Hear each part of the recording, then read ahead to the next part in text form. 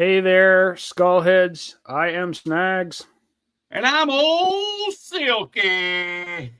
And tonight, we're rocking the Beach Boys right up in your goddamn face. And if you This don't is like it, an fuck you. important episode when you think about just vocal harmonizing and um, they're easily. I think in our pool of in our part of the ocean, um, they're easily kind of the Beach Boys. But if you go back and check them out, um, it'll blow your mind, the harmonizing, the talent, all of it. The So arranging, if here's an example, go back and listen to their version of Louie Louie. Okay? It's a 3-chord rock song. Everybody else that covers it, it's just, the 3 chords. The Beach Boys, they replaced the songs with these complicated vocal harmonies, like do do do do do do do do do do do. It's Brian. That if you have an open mind and you listen to that song and you see how Brian Wilson arranged a simple frat house 3-chord rocker to be this amazing vocal harmony showcase, you get a sense of the genius of the Beach Boys.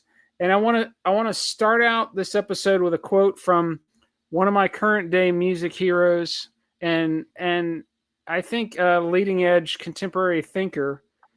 And you're not going to predict who I'm about to say. Sean Ono Lennon, the son of John Lennon. If you haven't checked out Claypool Lennon Delirium, his collaboration with Les Claypool, the few albums they have done, and they got another one in the works.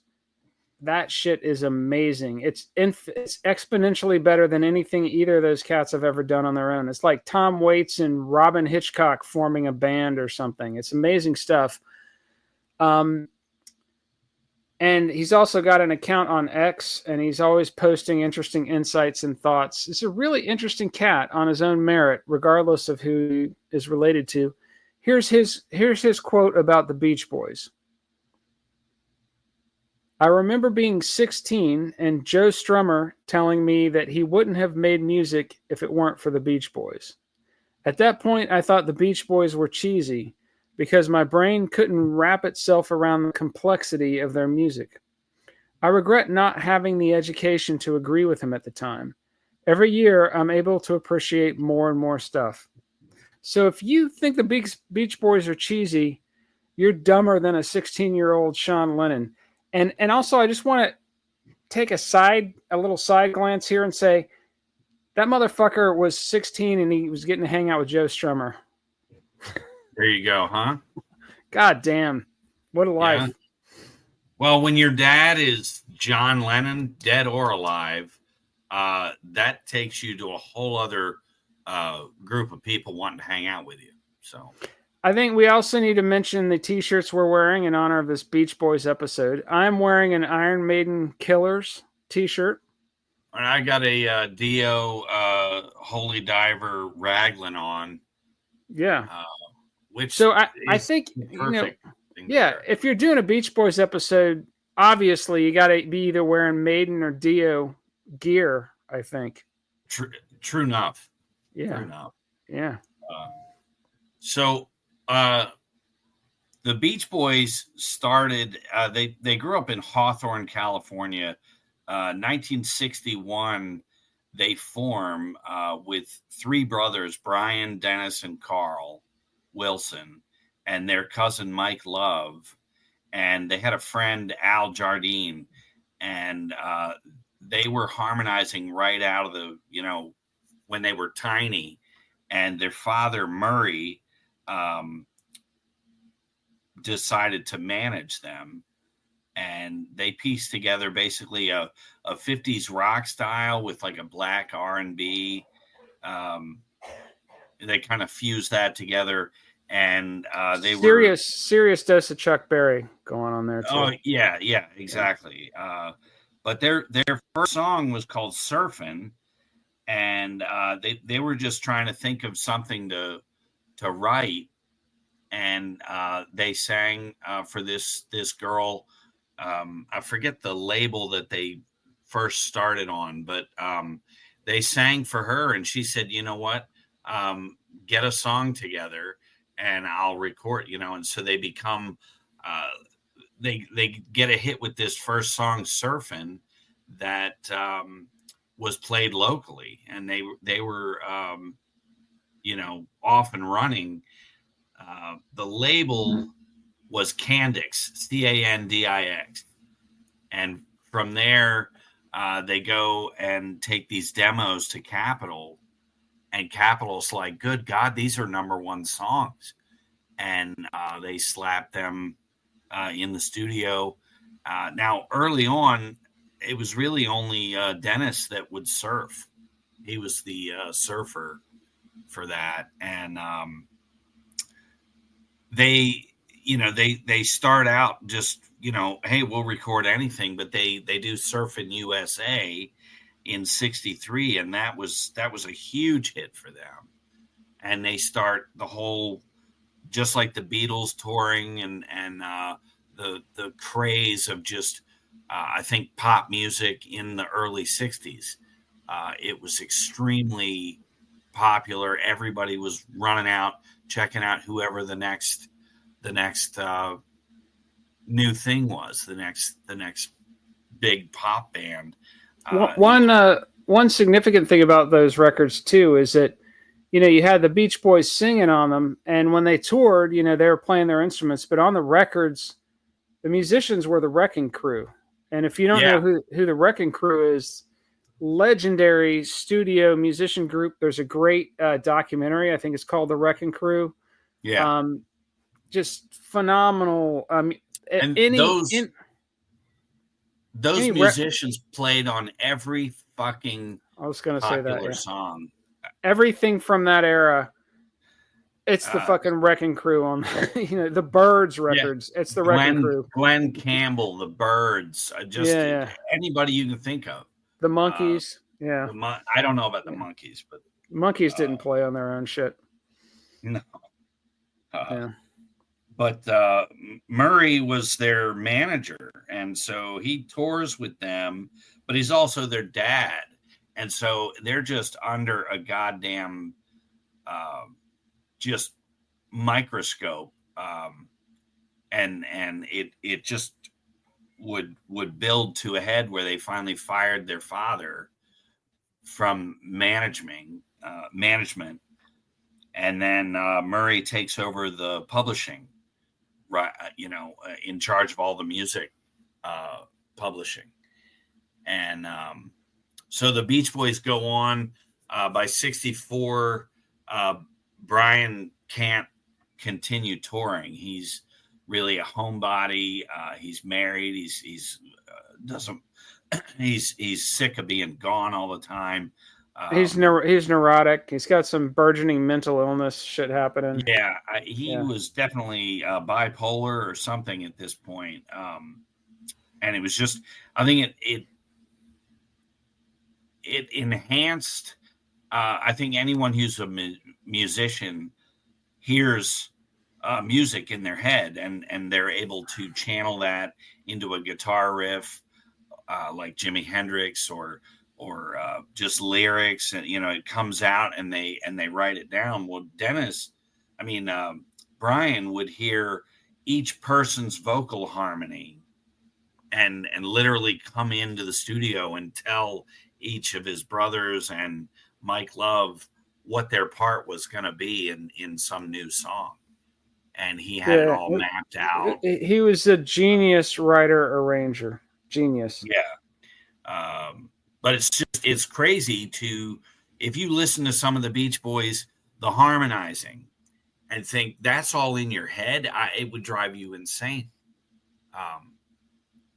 Certain, like, really beautifully sung, harmonized vocals all coming in, and you've got to get it out. It was a lot for him to deal with, the pressure.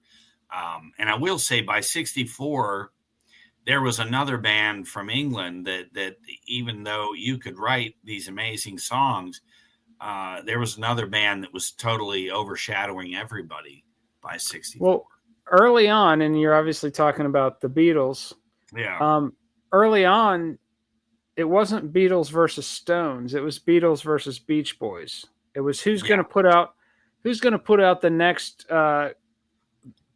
most interesting harmonies on the next single, etc. And Pet Sounds. You listen to Pet Sounds now, having had all these other albums come out since then, it could sound a little bit, everybody raves about it. The first time I heard it, I was like, oh, I guess it's interesting. But when you consider it in the context of the times, with all the orchestral arrangements and everything for a rock album, especially a band with a history of the Beach Boys just doing these songs about fast cars and surfing and girls, it was a profound statement, and it directly spurred the Beatles to record Sgt. Pepper. There was this back and forth competition between the Beatles and the Beach Boys, and Pet Sounds comes out, and they're like, "Oh shit, we got to do something more complex and interesting." Well, before that, as you said, they were as a sound, they were cemented on those early 60s records. Mm-hmm. But in 1965, with the release of Rubber Soul, Brian wanted to seek a more folky approach to deeper lyrics and subject matter. And that's what spawned him to do Pet Sounds. Right. And then Pet Sounds spawned the Beatles to do Sgt. Yeah. There's a back and forth competition there that isn't really quite as widely acknowledged now. Everybody thinks it was Beatles, Stones. Yeah. But that kind of came later. When Pet Sounds came out, Capitol didn't push it. That year they pushed a best of album instead. And Brian was really crushed by that. And then since, it went gold. And when it went gold, it went platinum 2 weeks later. And now it's considered one of the greatest albums ever made. Yeah. But it sure took them a long fucking time. At least it's got its spotlight, But my initial thing with the Beach Boys, growing up, you heard all the hit songs. If anyone who watched T.J. Hooker, there's an episode where at the end of the show, the Beach Boys play, and they're good buds with T.J. Hooker. And it's funny, that episode, you literally see the Beach Boys, and then they have a scene where they're like, "Hey, TJ, thanks for, what it like they did, it's right. So funny." But, in the early 80s, you knew who the Beach Boys were. They were just lumped in with all the other 60s groups. Yeah, I did pick up a copy of their double vinyl greatest hits collection, Endless Summer, back then when I was in high school. Yeah, now I want to talk about that album in a minute, specifically, but I just remember the early 80s, you're like, oh yeah, the Beach Boys, whatever. I was so much more interested in Hendrix and that kind of thing. And for me, discovering the Beach Boys, I lived out in California, near Half Moon Bay, where the Mavericks are, where the surfers all go, in Northern California. And you would sit out there up on the cliffs and look down at the surfers. Now, because you're up there and they're down there, you don't run into any of that, what are you doing on our beach kind of bullshit. You were just up and could watch them and not get into any of that silly bullshit about the sand. I'm not in the water. I'm up on the no Benny and the Jets bullshit. Yeah, that's good. No West Side Story horse shit on the beach. But I would sit up there and watch them, and you could listen to this radio station, and they would just play all that oldie stuff. And it just, for me, it fit watching these surfers, and you would hear all this beach music, and it changed. They had some box set that had come out right around 2000, and they would play the shit out of it on this oldies station. And they literally broke down these a cappella versions of songs that you'd already heard. And it was hearing those without the music, just them singing. Just the harmonies. Yeah. Yeah. I was like, get the fuck out of here. It's amazing. It's just amazing vocal work. It's amazing stuff. Yeah.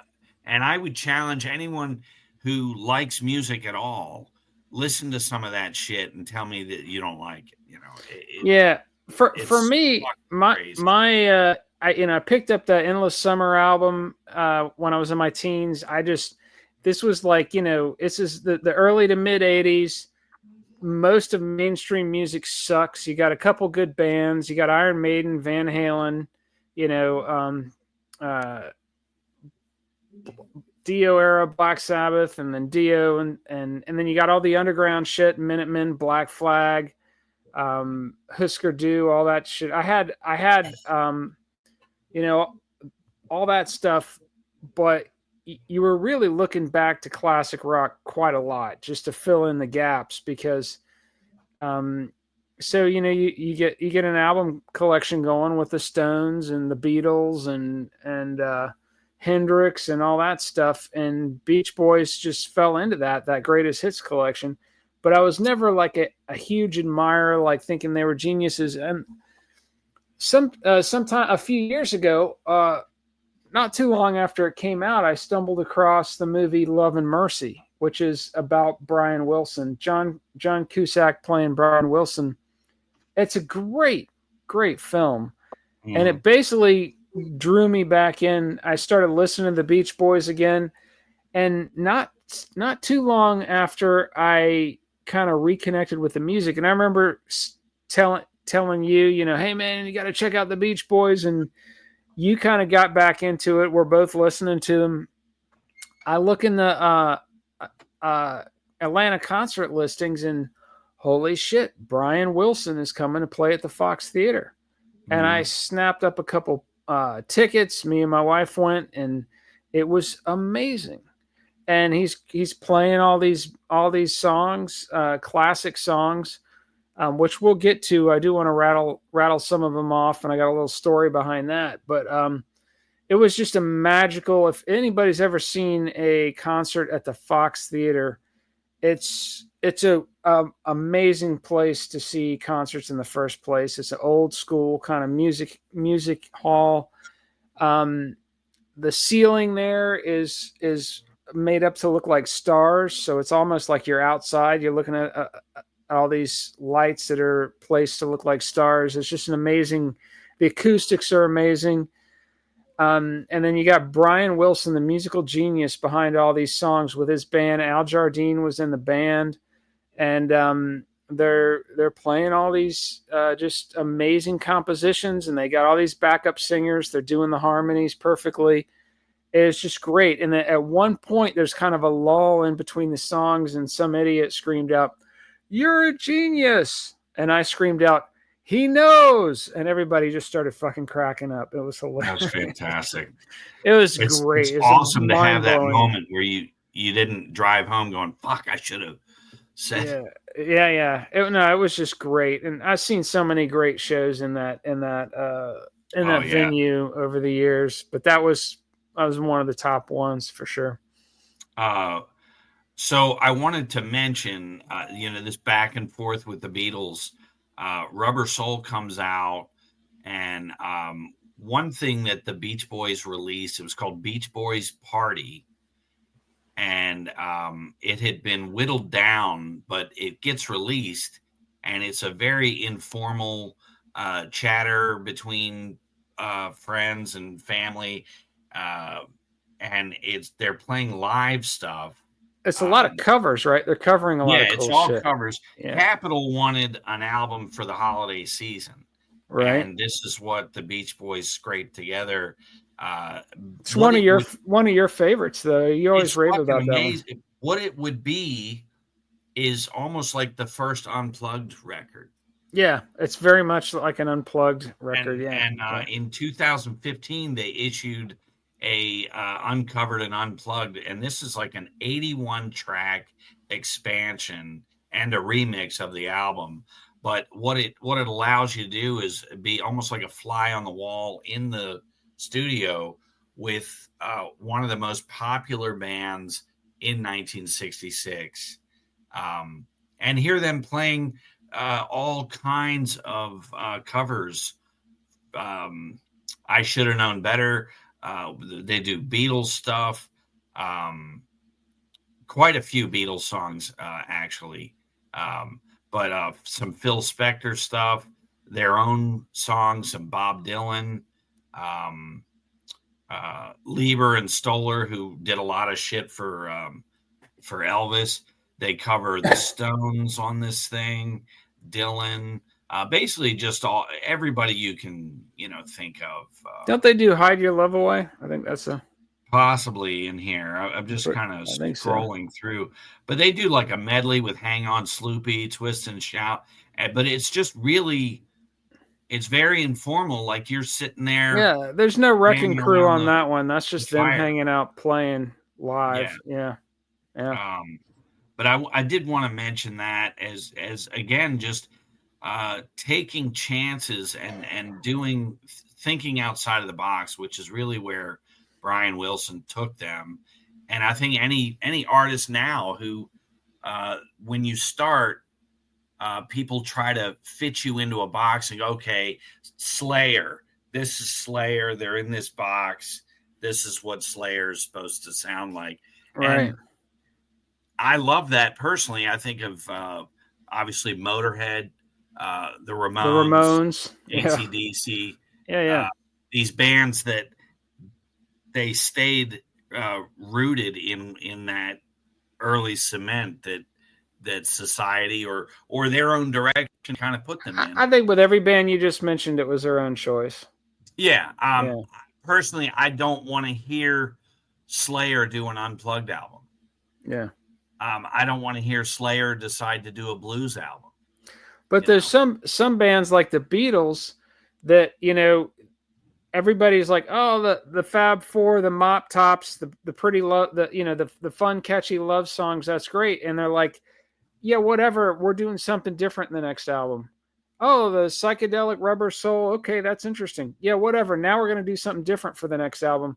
And there's bands like that where they're just being just as true to themselves as Motorhead is, but in a different way because they're just natural experimenters. And I think that's how Brian Wilson was. It's like, Little Deuce Coupe is great, but I'm not doing that the next album. Yeah, I'm doing what I want to do. There's only so many songs you can write about cars and surfing. Yeah. But I think Brian Wilson, with after Pet Sounds, I think he delved deeper and deeper, and they started writing lyrics that Mike Love, being the main singer, was like, what do these lyrics even mean? And they couldn't even answer him. And I forget the song, but it's like just about a bird in a field and something else, and it's just this. It's really just a blending of words. Yeah, there's a lot. I think the soulmate across the pond for Brian Wilson is Syd Barrett. This brilliant songwriter who, for different reasons, those guys both went off the edge. Brian Wilson came back from it. And I remember working at some trade show, temp job trade show, when I was in between careers in the early 2000s. Was it the late 90s or more? I think early 2000s. And the Beach Boys were playing at the trade show. Right. And that was the non-Brian Wilson version of the Beach Boys. They'd play whatever gig they could get. And then he comes back and starts touring with them, and suddenly they're a legitimate artistic act again. And if you watch the movie Love and Mercy, you see that whole story arc. He basically just fell into this neurosis and didn't want to leave his room. He even wrote a song about it called In My Room. He just didn't want to go out anymore. That's a great song. And he had this therapist who was probably initially helpful, but basically ended up controlling him, and it got to the point where the therapist is getting years go by, and Brian won't do anything unless the therapist tells him it's okay to do. Yeah, And that this guy's sucks. basically this cult mentality going, where he's controlling Brian. And when it got to the point where he's trying to get Brian to change his will, to put the therapist in the will, the brothers finally intervened, and he gets out of it, and he meets a girl, and regains his independence and his um, connection with the outside world, and cuts off the cult therapist fucker out of his life. It's a great movie. Love and Mercy is a great movie. And then they came back and became a legitimate act again. You know, unfortunately, Sid Barrett never completed that story arc. But there's a lot of similarities there between these guys. Are just pop songwriting geniuses, and Well, what sucks their is music gets weirder and weirder as it goes on. You know.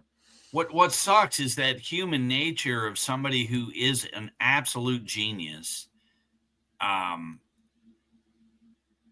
just maybe just as a human being to another human being seeks some advice or some help in some way, and then suddenly, I'm thinking of how Aerosmith I was gets totally thinking about that too.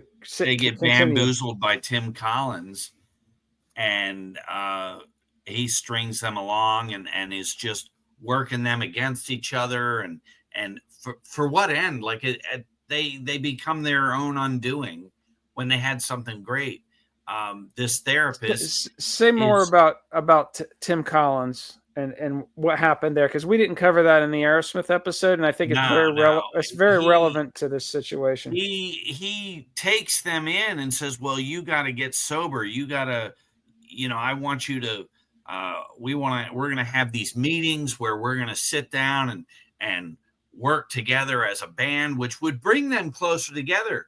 But what Tim Collins is doing is sitting there and listening to Brad Whitford say, I don't feel that I was given enough credit on that song. I play the whole lead part. And, so he's writing this shit down, and then later going to Joe and going, Brad was really trashing the shit. Then going to Brad and say, Joe doesn't give two shits about you, and just playing everyone against each other. Yeah, this guy turned the band around, got them all sober, but he was an insecure personality where he felt like they weren't going to keep him on as manager if he wasn't solving problems for them. So they got if he didn't feel like they needed him. Yeah. So they all got sober and everything was running along smoothly, and he started getting insecure. So he would start problems between the band members by doing exactly what Silky just described. And then he would say, don't worry, I'm the problem solver. I can smooth this out.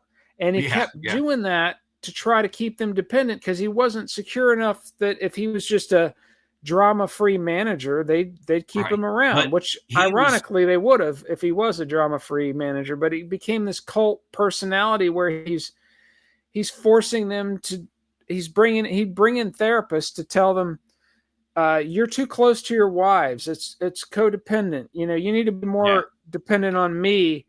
Very cult-like behavior. And but he was responsible for Steven Tyler going back to rehab like 3 fucking times. He made the whole band go to rehab because he said they were too codependent on their wives. I want to say Joey Kramer wanted to go to rehab for something, but he was in the middle of moving. And they're like, "Oh, you don't want to go to rehab," and you're like, "Dude, I'm moving." What the key story in there, and it applies to this Brian Wilson situation. They're about to sign a $30 million recording contract with Sony, and he steps in and says, "Look, if we're going to take this next step, you guys are all too codependent on your wives, and you need to go to rehab, or I'm going to tell Sony that you're not together enough for this contract." Yeah, And or the tour. they all knew it was bullshit, but Yeah, they had to go do this rehab thing about codependency with their wives to make him happy, so he would tell Sony they were okay. And the ironic thing is, when they're all in this rehab center, the rehab people are saying, "Why are you guys in here? There's nothing wrong with yeah, you." and And they said, "We Joe know." Perry almost loses his wife Yeah, over this shit. yeah, and so does Steven Tyler. And Yeah, so similar situation where this guy is helpful to Brian Wilson at first, but then assumes this controlling role to the point where years later he's trying to get Brian Wilson to put him in his will, and the brothers at that point they're like, "This is yeah. bullshit," and they intervene I and get mean, him at out one of it. point, Wilson's like sleeping in his closet because he's so Uh, paranoid about everything. He's like agoraphobic. He's afraid of the Yeah, outside world. yeah, Um, are we going to talk about "Smile," the classic album after Pet Sounds that never was, the lost yeah. Well, masterpiece? if you want, I wanted to mention that uh, the dad Murray sells the publishing rights, and because he thought that the band would initially fade out like all the other bands, and he This wanted to this cash this in. dad sounds like a fucking idiot. He fucked up the Yeah, tour managing, and then he fucks up the yes, publishing rights. sells the publishing rights for Good God! $700,000. Wow. And Mike Love would now the cousin, the main singer of all these classic songs, would no longer be credited for songs that he helped write. And so he was in a position where it's like, I have to sue my cousin Well, to get. he would be credited. He just wouldn't be paid. Yeah, I mean, it was like millions of dollars that he would be, not getting. Right. And so this was like a rift in the band, and you have two camps where you've got all the Beach Boys, and then Brian, who had with each of these next thing after Pet Sounds, he basically overshoots his fan base by making this experimental record that just people didn't know what the hell to do. He And was writing. is that Pet Sounds or Smile that you're talking about Well, right now? Smile. Yeah. Yeah. He All right. has a So different co-writer. just to be clear, the Beach Boys publishing rights that were sold for $700,000 are now likely worth between 50 and 100 million. Yeah, thanks, Dad. Thanks, fuckwad. Yeah, I mean, it's unforgivable, really. Yeah, But that's crazy. Brian, you have that internal I must respect my father or my elders or whatever. Yeah. He wasn't about to go and sue his father, Right. So but after hell of a backstab. After Pet Sounds, they commence recording an album. It's one of those classic lost albums. Like De La Soul apparently has this album called Crazy Wisdom Masters. It was this classic rap album that they ended up scrapping. It's a lost classic album. Well, Smile, in similar fashion, is an unfinished album by. I'm just going to read the wiki description by American. I bet that De La Soul album doesn't have a song about vegetables. It might. It's De La Soul. You never know. It's pretty wild. Yeah. Thinking of green eggs and ham. Unfinished album by American rock band The Beach Boys, conceived as a follow-up to their album Pet Sounds. The project, a concept album involving themes of Americana, humor, youth, innocence, and the natural world, was planned as a 12-track LP assembled from modular fragments, the same editing process used on their single Good Vibrations. After a year of recording, the album was shelved and a downscaled version, Smiley Smile, was released in 1967. Smiley Smile has Good Vibrations on it. Over the next 4 decades, a few of the original tracks of Smile were officially issued, and the project became regarded as the most legendary unreleased album in popular music history. So this if Pet Sounds wasn't their Sergeant Pepper, Smile would have been. So what was the story? That was the record company was just too weirded out by the whole thing? Is that why it got downscaled? Do we know? I would imagine it just they were listening to it like, what the hell is this? And also Mike Love was like, what are these lyrics even about? And Mike Love's all about lyrics and what, in this specific song on Pet Sounds. Right. We gotta look that one up again. Well, let me. I just asked AI about what happened there. So let me read that real quick while you're looking this up. Smile, the Beach Boys' ambitious follow-up to Pet Sounds, was shelved in 1967 for several reasons. Brian Wilson, the project's visionary, faced intense pressure. His mental health was deteriorating, exacerbated by drug use and stress from trying to top Pet Sounds. The album's complex experimental structure, described as a teenage symphony to God. This is getting into Syd Barrett territory for sure. Yeah. The experimental structure, described as a teenage symphony to God, confused his bandmates, particularly Mike Love, so you were dead on with that, who questioned its commercial viability. Capitol Records grew impatient with delays and rising costs. Internal band tensions, Wilson's perfectionism, and his paranoia about the project's reception led to its collapse. Wilson abandoned Smile in May of 1967, though elements appeared in later albums like Smiley Smile.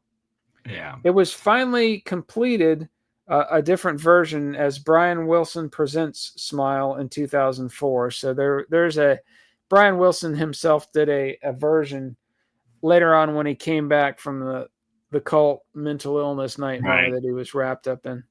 So a song on Pet Sounds is called "I Know There's an Answer," and this was all the alternate version of "Hang On to Your Ego." Frank Black from the Pixies, he has a solo album and he covers "Hang On to Your Ego," and that's where I first heard that song. I was like, I fucking love this song. Then find out it's a Beach Boys song, and that was another pull to check them out. But I think we need a pause here when Brian Wilson's describing this album as a teenage symphony to God, and everybody's like wondering what the fuck. We have to tell our we're gonna write a biblical epic story. When right. So we obviously, as you cats know, we wrote a screenplay called Sink or Swim. Our regular listeners will know this. You can buy it on Amazon. It's linked from the snagsandsilky.com website. And we're following that up. We're going to write this redneck version of The Godfather. Well, it was like a road trip, a brilliant a couple, kind of like Loving a 45, if to be honest. We were calling it the redneck epic. And so who was this girl that did she? What did she? Why were we? She went to high school with us, but we had written most of a good chunk of the script. Well, we wrote some opening stuff. Yeah, opening scenes and stuff. But why were you calling? Oh, you wanted her to act in it. That's right. Yeah, there were what we had written. I just pictured her. And it was done really well. And then, we call her up to go, hey, you want to be in this script? We're By sitting. the way, maybe you want to help write some. We've got a great idea to have it turn into a biblical epic with Jesus. Let me tell the story. So we're sitting. I just don't want to draw this out more, but go ahead. You're the one the other day was saying we're not funny enough on the podcast. This is a funny story. Go ahead. This is a funny story. So we're sitting we used to write the screenplay in the office where I worked. We come in off after hours and use the computer there, and we're working on it. And we're somehow we get in the idea how it's going to be a biblical epic. I forget why. Maybe some of the customers, the characters were going to be religious nuts. I don't remember. It was some sighting of Jesus on the highway, which could still be funny. But Yeah, well, maybe we'll write this someday. But anyways, we're talking about it, and we literally had written like fucking 10 pages. So I don't know why he gets this idea in his mind, but he's like, there's this girl we went to high school with, and I want her to act in it. And I'm like, great, man. And he's like, I'm gonna call her and tell her about it right now. I was like, okay. And some reason he has her phone number. And so yeah, I don't know how I had her number. he It's weird. calls her up, and he's like, hey, yeah, we're writing this, we're working on a script. This is our second script, and we really want you to act in it. And she's all excited. I think she thinks we're like real film people. Yeah, like And we've got a budget and everything. yeah, Yeah. she gets excited, and he's like, yeah, we've written 10 pages so far. It's going to be a biblical epic. And you can hear her like, I'm just hearing the chatter through the phone, and you can hear it go dead fucking silence. Like she's like, oh, I'm talking to an insane person. Religious, yeah. The unveiling of the religious, the religious cock. Oh no. I think I'm about to get a role talking to somebody who's established in the industry to realizing, no, I'm talking to a nutbag who's written 10 pages and he's saying it's going to be a biblical epic. And, there's some amazing scripts that were only 10 pages. So that's my defense there. But. So that's probably how Mike Love felt when Brian Wilson's going, I'm writing a teenage symphony to God. Sure. But I know there's an answer was it was inspired by Wilson's experience with LSD, and apparently him and Mike Love went back and forth that he just did not want to sing Hang On to Your Ego. Mm-hmm. And because he was very anti-drug, and so they changed Hang On to Your Ego to I Know There's an Answer. Now, if you know the song Hang On to Your Ego, you can no longer accept this I Know There's an Answer. It's just. And the parallel I was telling you like earlier today when I was driving home to work and we're talking on the phone was when the Stones went on the Ed Sullivan show to sing Let's Spend the Night Together, and they were like, oh no, you got to sing Let's Spend Some Time Together. Yeah. Because that's too racy. And you can see Mick rolling his eyes. He's let's spend some time together. He's like rolling his eyes. But he does it, and Jim refused to when he sang Girl We Couldn't Get Much Higher. Yeah, they told him not to say Get Much Higher, and he sang it anyway because he was Jim fucking Morrison. That's right. And it was that was the beginning of a different fucking era right there. Yeah. Iggy Pop was right around the corner.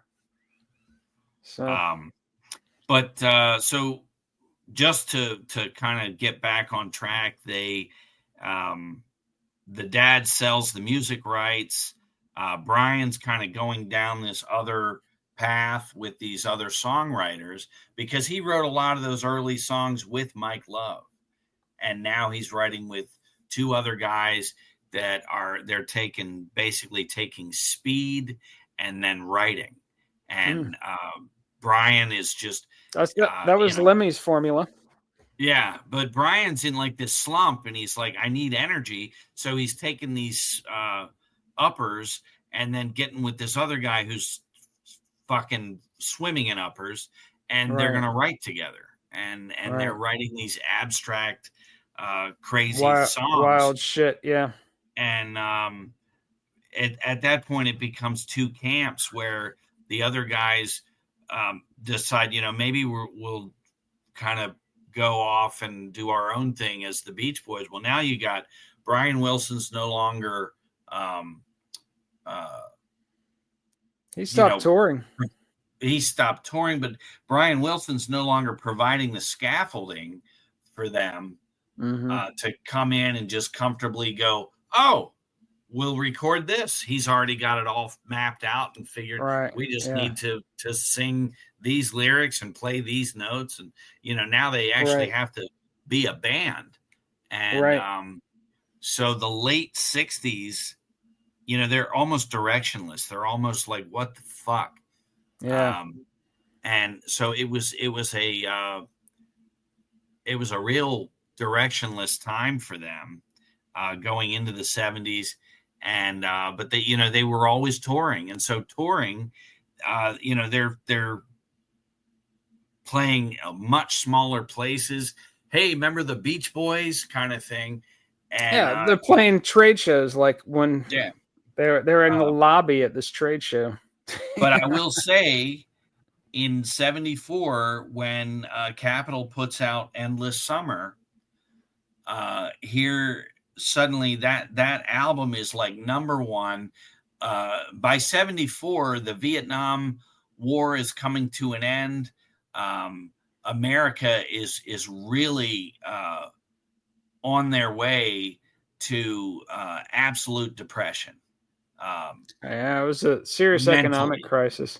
but not the economics, just Uh, coming off of Vietnam and a real identity crisis, well, you riots, you went from the all kinds.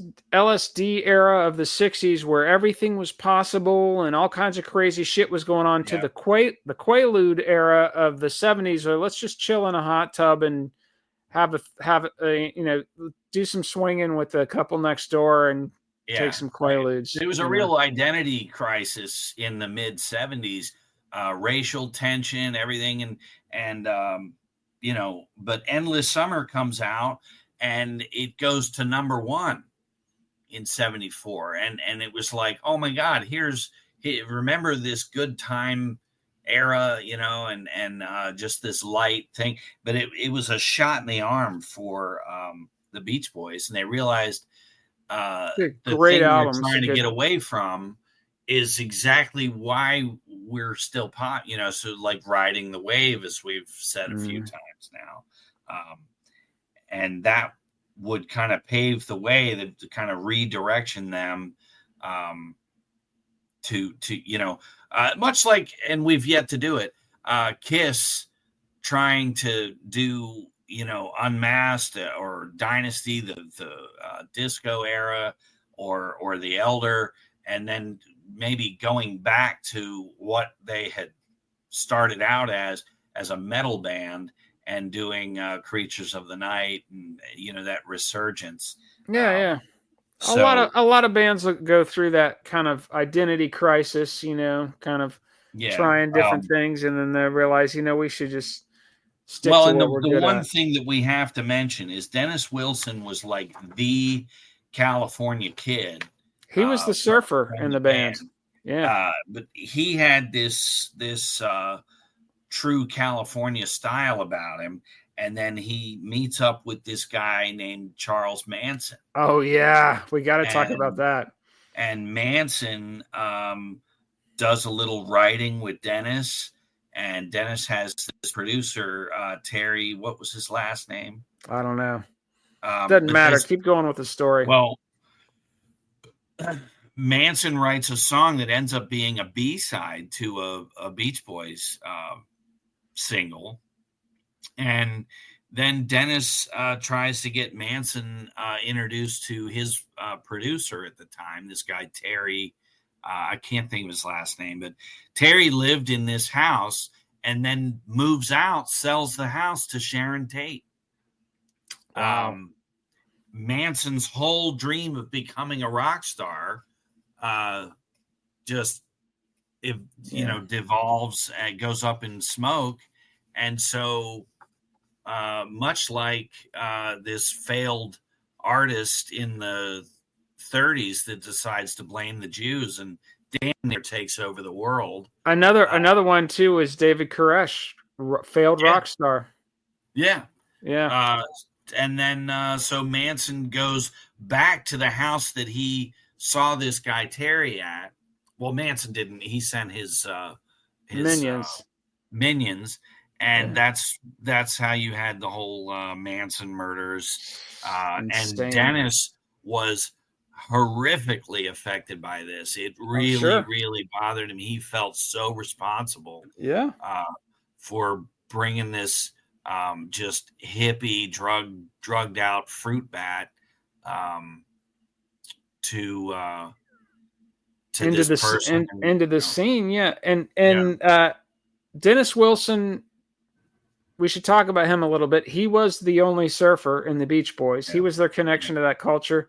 He also has a really good solo album that he released. Yeah, Pacific Ocean Blue came out in '77.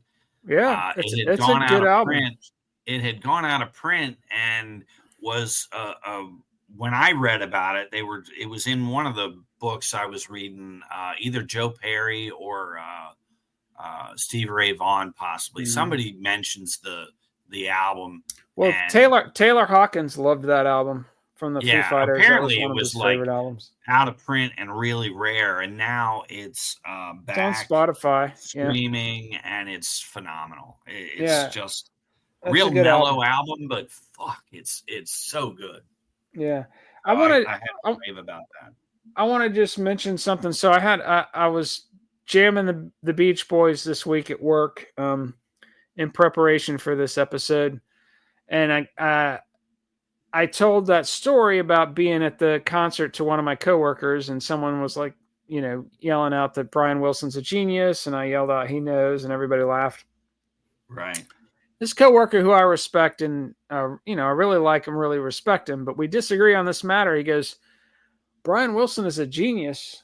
All he did is record these little surfing songs, and I was like, God. He was a pop songwriting genius. He's like, well, if he's a genius, name 5 songs that he wrote that were any good. So I'm about to name way more than 5 songs. Are we ready? Here we go. Go ahead.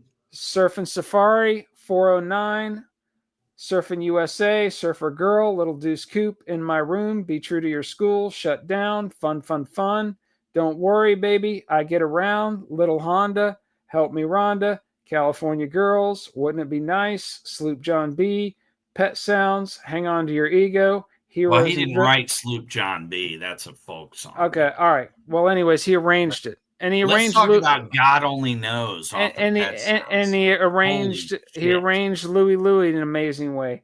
Hang On to Your Ego, Heroes and Villains, Good Vibrations. The guy was a fucking genius. That's more than 5 songs, so I think we've settled that matter. Mm-hmm. So suck it. Yeah, my coworker doesn't listen to this podcast, I think, but if he does, that's fine. He knows. Well, let him know he got a call out. Yeah.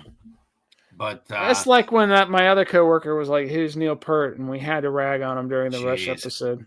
Well, I wanted to mention, so the Beach Boys go on. They continue to tour.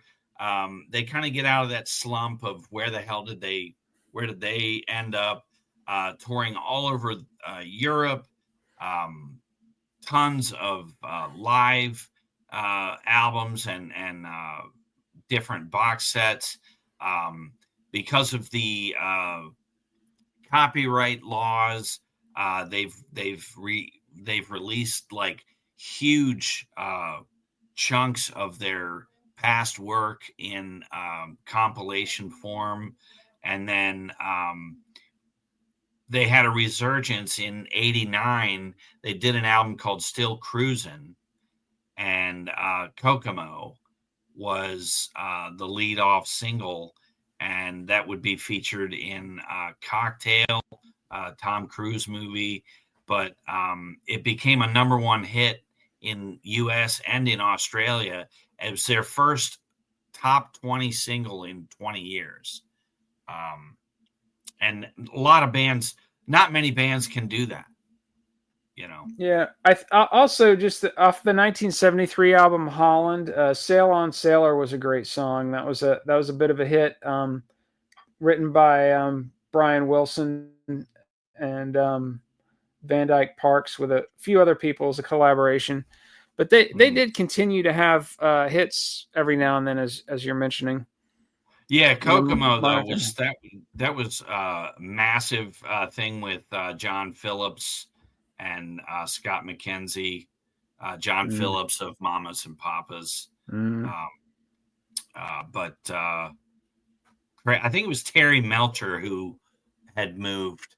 That was the name of the producer. Yeah, so they were trying to kill somebody else, and they killed Sharon Tate. God, yes. Talk about being in the wrong place at the wrong time. Sharon Tate moves into his old house and has about 7 people. Now, if you have 6 or 7 people at your house, the last thing you're thinking about is that somebody's going to come in and kill everyone there and cut you up, and Right. Just fucking horrific. Well, Absolutely.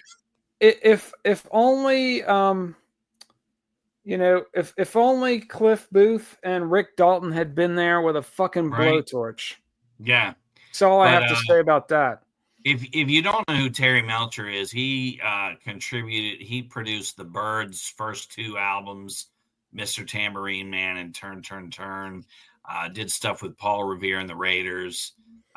Just a massive producer, really good guy, and just met somebody who was crazy, and he said, "Yeah, I'm not interested," and for whatever reason, And Manson took the ultimate revenge, but killed the wrong people. It's really fucking shame. But Melcher is Doris Day's son.